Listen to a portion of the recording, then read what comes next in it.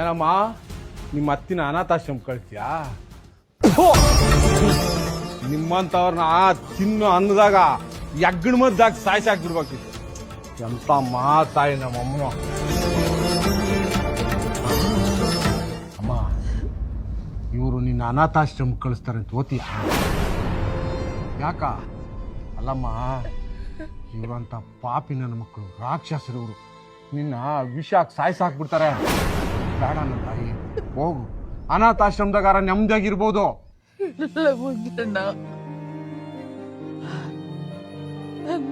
ಬಿಟ್ಟಿರಕ್ಕಾಗಲ್ಲ.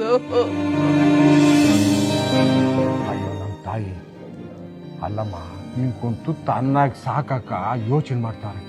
ನಿನ್ ಬಟ್ಟೆಗಳ ಗಲೀಜ್ ಮಾಡ್ಕೊಂಡ್ರೆ ಚಾಕ್ರಿ ಮಾಡಕ ಅಸಹ್ಯ ಬೀಳ್ತಾವ್ರೆ. ಅಂಥದ್ರಾಗ ನೀನ್ ಇಲ್ಲೇ ಇರ್ಬೇಕು, ದಿನಾ ಅವ್ನ ಮಕ್ಕ ನೋಡ್ಬೇಕು ಅಂತ ಕೋರಿಕೆಂತೀಯ. ತಾಯಿ ಹೇಳು, ಬೇಡ, ನನ್ನ ಮಾತು ಕೇಳು. ನಡಿ, ಅನಾಥಾಶ್ರಮಕ್ಕೆ ಹೋಗವ. ಸಾಯುವಾಗ ನನ್ ಬಾಯಿಗೆ ನೀರ್ ಬಿಡೋಣ ಅವನೇ. ಅವನ್ ನನ್ ಮನೆ ಒಳಗ್ ಕೂಡ್ದಿದ್ರು ಚಿಂತಿಲ್ಲ. ಇಲ್ಲೇ ಇಲ್ಲದ ಒಂದ್ ಮೂಲೆಯಲ್ಲಿ ಬಿದ್ದು ತಿನ್ಕಲ್ಲ.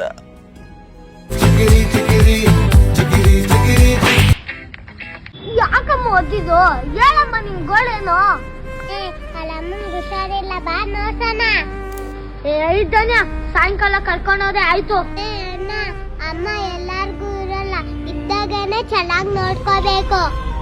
ಹೋದ್ಮೇಲೆ ಪೇಪರ್ ಅಲ್ಲಿ ಆಡ್ ಕೊಡ್ತೀವಿ, ಸಮಾಧಿನ ಚೆನ್ನಾಗ್ ಕೊಡ್ತೀವಿ ಅನ್ನೋದಲ್ಲ. ಊರನ್ನೆಲ್ಲ ಕಲ್ಸಿ ಊಟ ಹಾಕ್ತೀವಿ ಅನ್ನೋದೆಲ್ಲ ವೇಸ್ಟ್ ಅಣ್ಣ. ಇಲ್ದೇ ಇರೋವಾಗ ನೋಡಕ್ಕಿಂತ ಅಮ್ಮ ಇದ್ದಾಗ ಚೆನ್ನಾಗ್ ನೋಡ್ಕೋ. ಜೀವ ಕೊಟ್ಟವಳು, ತುತ್ತು ಇಟ್ಟವಳು, ಜನ್ಮ ನೀಡುವಳು ತಾಯಿ ಇಲ್ಲಿ ಒಬ್ಬಳೇ.